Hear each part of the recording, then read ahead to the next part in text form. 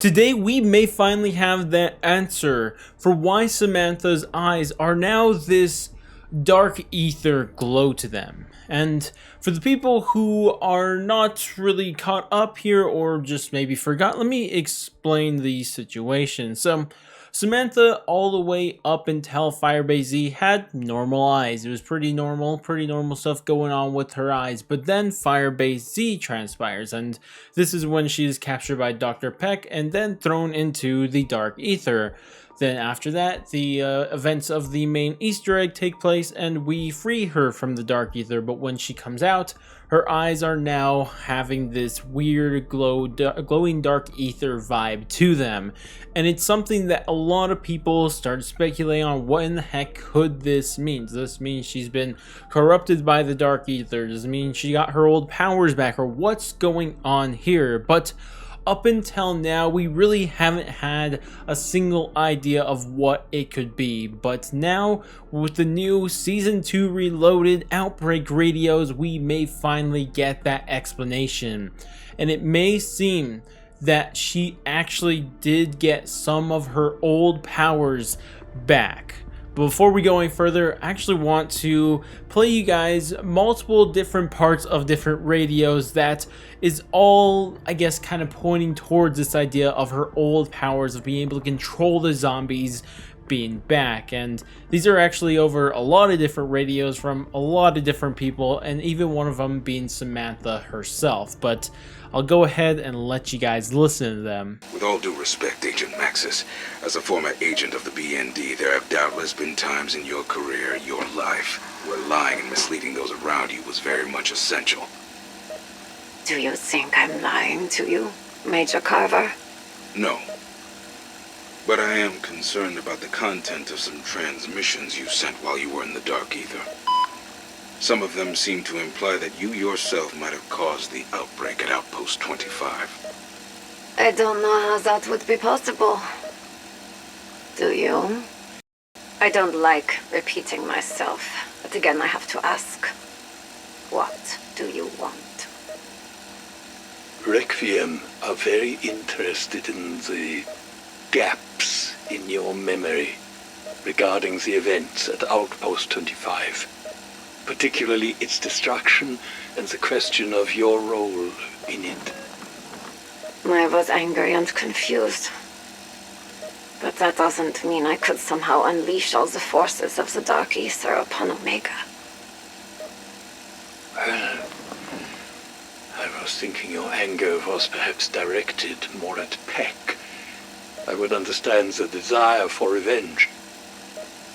You really think I had the power to do that, Strauss?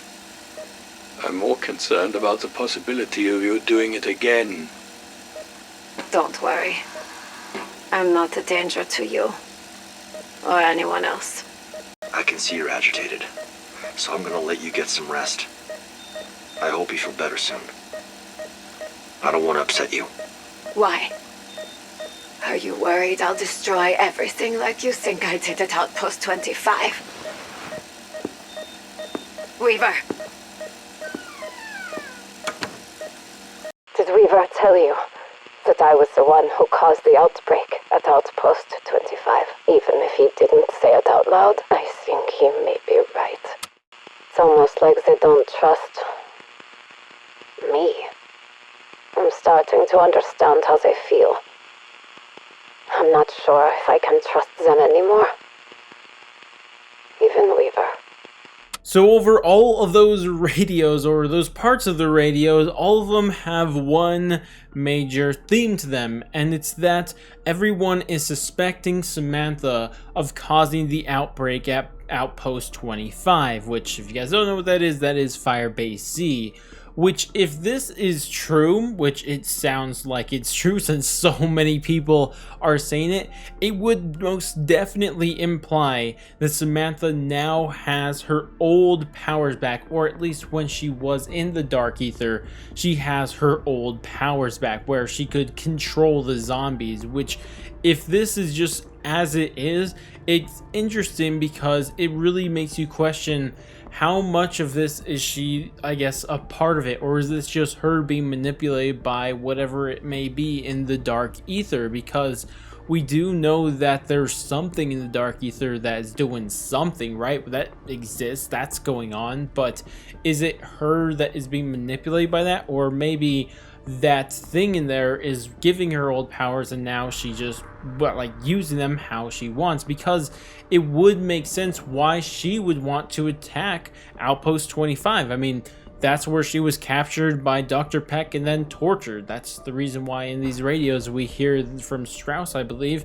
that maybe Samantha would want revenge on Dr. Peck. So these are things that are quite interesting. It's a lot of questions for what may be going on in the future of this story, and this probably is finally that explanation for why Samantha's eyes have this glow to it again. But that may explain the eyes and may explain that Samantha now, at least while she's in the dark ether, has her old power back of being able to control the zombies, and that seems pretty set in stone by now. But it also brings up another question on what effect is this going to have on the future of this story, because another theme you probably noticed within these radios that I've played for you is that not only did she get these powers back, but also everyone around her is cautious of her because they don't know if she's stable, they don't know what she's going to do, and what if she caused another outbreak at wherever she is currently being held. And I mean, we even seen Weaver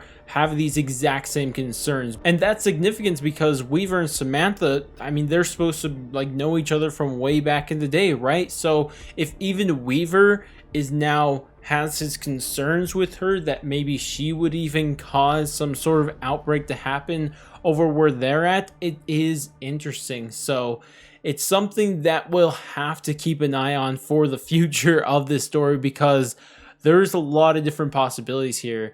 One thing we also do notice throughout these radios and Samantha's radio herself is that she doesn't trust anybody at Requiem anymore. She thought she would go to Requiem to be with people she trusted and stuff like that, but now she's even doubting the trustworthiness of Weaver, which is interesting because this isn't the first time that people in Requiem had started doubting each other. Strauss and Gray have already, in previous documents or radios, whatever they were, talked to each other saying that, hey, we got to watch out for Carver and Weaver because those military people, you never know what they're going to do, you know? And so we've already seen some inner conflict, not even mentioning the director of Requiem that we know literally nothing of, except maybe he may be Russian, and if that's the case, who knows what's going on there. But either way, it introduced even more doubt in this Requiem organization, because up until this point, Requiem has been, I guess, seen as the good guys, whereas Omega were the bad guys. But now